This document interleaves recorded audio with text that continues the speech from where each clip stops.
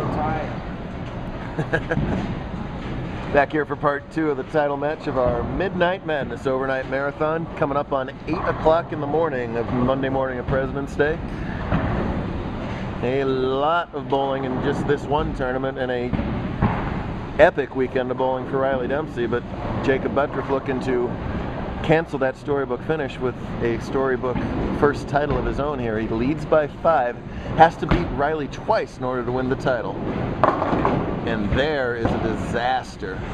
Leading by 5, but he gets 5 on that shot. The Greek church, my goodness.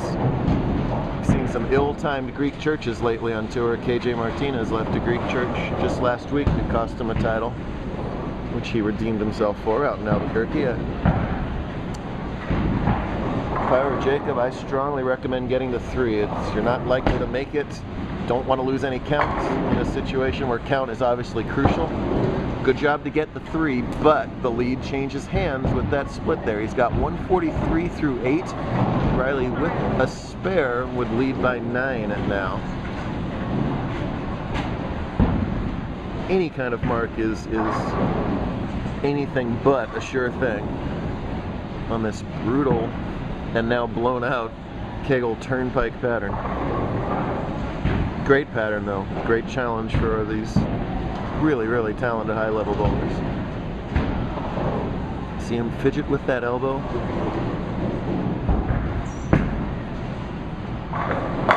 Oh, what a quality shot there from Dempsey.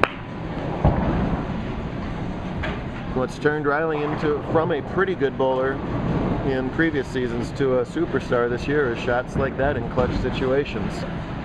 Early on in his career, like a lot of folks, he struggled in the later frames of important matches. Far more often than not, that has not been the case this season. And the results have spoken for themselves with numerous wins, and he's been all over these webcasts. I think they're going to rename it Riley Dempsey Tube.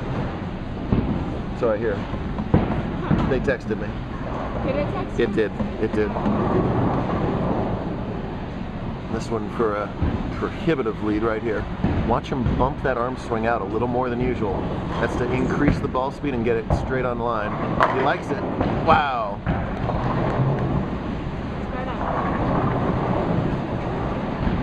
Because the pattern is forcing him to throw the ball really over his max normal speed, he's not getting as much drive on the ball as he ordinarily would, so he's almost got to be dead flush in the 1-3 for it to have a chance to carry. He still almost shredded that rack, but at the same time he almost left a DOA 5-7 on that, which would have been disastrous. Instead, just a little 7-pin down there. He's been perfect on his spares so far in this match, and really good on his spares all through match play. That's why he's still bowling here. That's why he's just a couple frames away from victory number 11 as he spares it up there. Butturff can still strike out for 203. Right now Dempsey going at a 201 pace. That strikes spare in the 10th, so Jakob has to at least catch a double here somewhere. Would love to strike here and on the first 2 balls in the 10th to force Riley to potentially even double. So a lot can still happen. The 9th and 10th frames here are going to tell the story.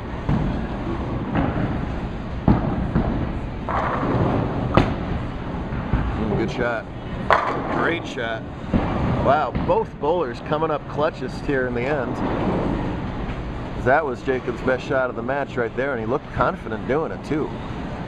For a non-winner so far on our tour, that was good stuff right there, but can he do it again on the lane he just churched on? But you gotta ask yourself as a bowler, did the lanes change and I need to adjust, or did I throw it bad and I just need to throw the ball better?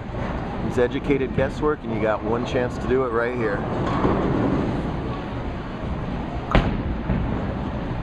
Looks good. Oh! Are you kidding me?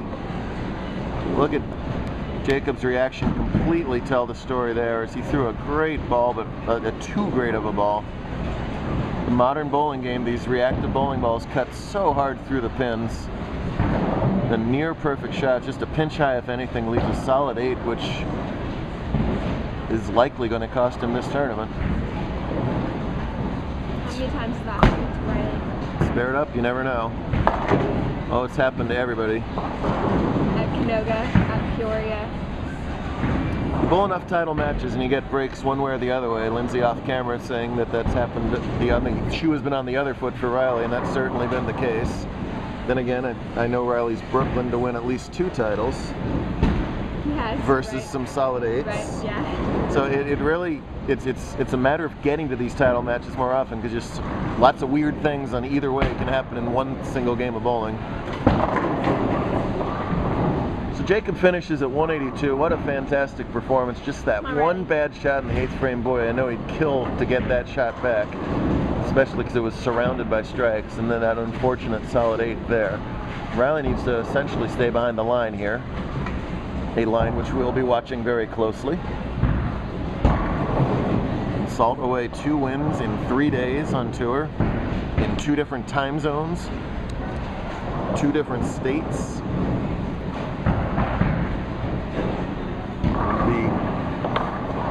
The exhausted euphoria, if we can just fill this frame.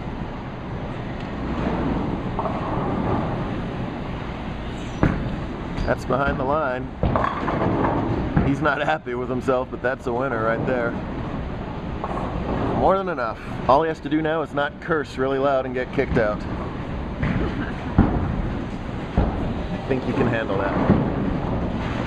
So all of it from out of nowhere, Riley climbing quickly up our all-time title chart. This is number 11 already. Nicely done at the 310 to wrap it up. And Jakob's gonna get there soon too.